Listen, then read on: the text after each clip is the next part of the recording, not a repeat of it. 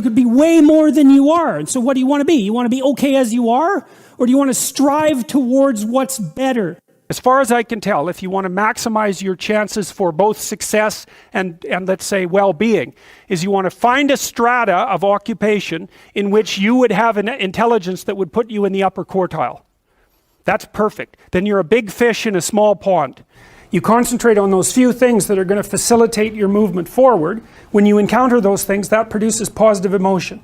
As you move through the world towards your goal, and you see that things are laying themselves out that facilitate your movement forward, those things cause positive emotion.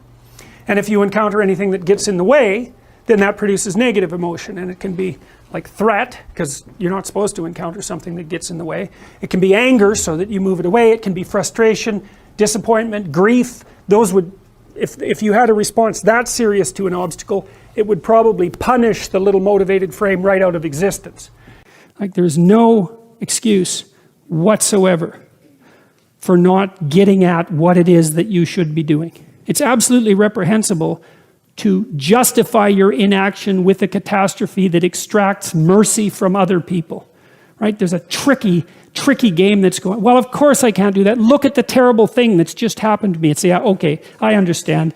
You're absolved of any necessity to move forward because of your current catastrophe. It's like, well, actually you're not. And it's rather rude of you to use it as an excuse. And it's certainly counterproductive.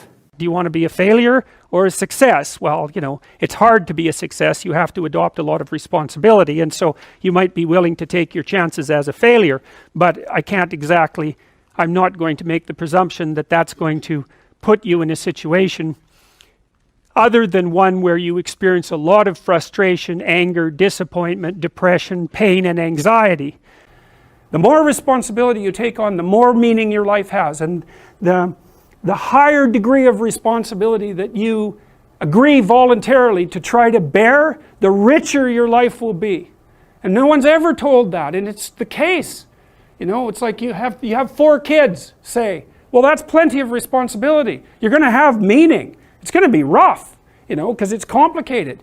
You have a complicated job, and you try to help the careers of the people around you. You try to solve tough problems and aid suffering and do all of that. It's like, it's weight, it's responsibility, but there's glory in it. There's real glory in it. There's deep meaning in it.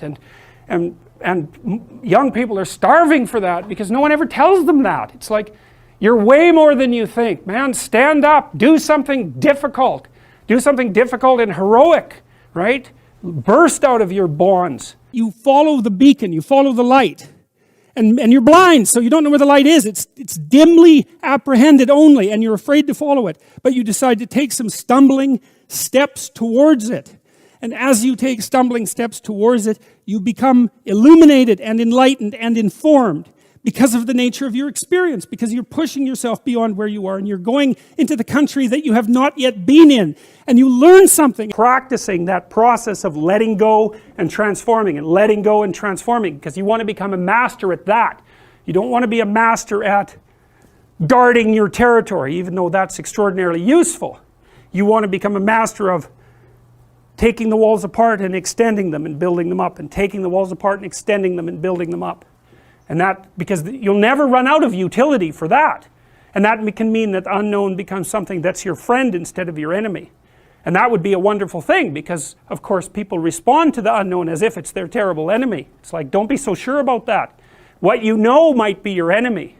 What you don't yet know might be the best friend you have. You can just lay there day after day and suffer, right? That's easy. So that's the default condition.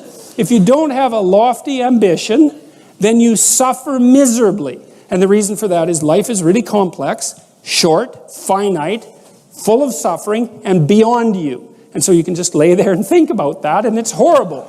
And so that's not helpful. It's just not useful. And so, you know, people often say life is meaningless. It's like, no, it's not. That's wrong. Because if it was meaningless, that'd be easy. You could just sit there and do nothing and it wouldn't matter, right? It'd be like you were like a lobotomized sheep. It's just irrelevant. But that isn't what happens. When people say that life has no meaning, that isn't what they mean. What they mean is, I'm suffering stupidly and intensely and I don't know what to do about it. Well, the suffering is meaningful. It's just not the kind of meaning you want. So how do you get out of that? You adopt, you note the baseline of suffering, which is very, very, very, very high. And then you say to yourself, okay, I need to do something that justifies that. And that's not so easy, because the baseline for suffering is high. If you're going to make something of yourself, let's say, so that it's worthwhile to exist in the world, then you have to aim at something that's so well structured that you can say, yeah, earthquakes, cancer, death of my family, dissolution of my goals, ultimate futility of life, and the heat death of the universe. Hey, it doesn't matter, it's worth it. And then consider what your life would have to be like in order for it to be worthwhile for you. Knowing also what you're going to be like if it isn't worthwhile for you. How separate people should be from one another as individuals or in groups is an entirely debatable issue, because there's huge advantages when people mingle and mix, and there's huge dangers when people mingle and mix. And so at some point you say, well, the dangers are overwhelming the positives, and at another point you say, well, the positives are overwhelming the dangers, and you have a continual argument about that with yourself, but more importantly with people who have different temperament than you. You know, and the terrible temptation is to assume that only those people who have your temperament are correct. You can't divide the world neatly into perpetrators and victims, and you certainly can't divide the world neatly into perpetrators and victims and then assume that you're only in the victim class, and then assume that that gives you certain, like, access to certain forms of redress, let's say. It gets dangerous very rapidly if you do that sort of thing.